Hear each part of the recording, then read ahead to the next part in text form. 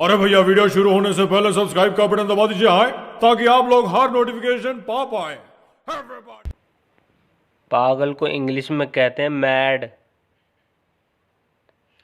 उपस्थित को इंग्लिश में कहते हैं प्रेजेंट। अनुपस्थित को इंग्लिश में कहते हैं अब्सेंट। खिड़की को इंग्लिश में कहते हैं विंडो। आना को इंग्लिश में कहते हैं कम। रात को इंग्लिश में कहते हैं नाइट।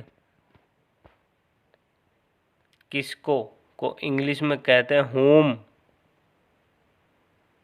कितने को इंग्लिश में कहते हैं हाउ मैनी। गलत को इंग्लिश में कहते हैं रोंग। गांव को इंग्लिश में कहते हैं विलेज। नगर को इंग्लिश में कहते हैं टाउन। कमरा को इंग्लिश में कहते हैं रूम। दरवाजा को इंग्लिश में कहते हैं डोर।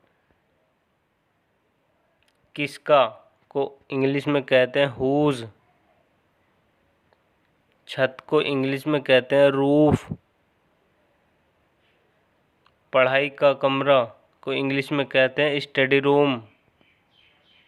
स्नान घर को इंग्लिश में कहते हैं बाथरूम। सोने का कमरा को इंग्लिश में कहते हैं बेडरूम। रसोई घर को इंग्लिश में कहते हैं किचन। चीनी को इंग्लिश में कहते हैं शुगर। समाचार पत्र को इंग्लिश में कहते हैं न्यूज़पेपर। अलविदा को इंग्लिश में कहते हैं गुड बाय। गुनहगार को इंग्लिश में कहते हैं सिनर। समर्थक को इंग्लिश में कहते हैं सपोर्टर। दर्शक को इंग्लिश में कहते हैं ऑडियंस। जैसे भी को इंग्लिश में कहते हैं एनी हाउ। प्रदूषण को इंग्लिश में कहते हैं पॉपुलेशन। वायुमंडल को इंग्लिश में कहते हैं एटमॉस्फेयर। पर्यावरण को इंग्लिश में कहते हैं एनवायरनमेंट। घोषणा को इंग्लिश में कहते हैं अनाउंसमेंट। सामग्री को इंग्लिश में कहते हैं मटेरियल।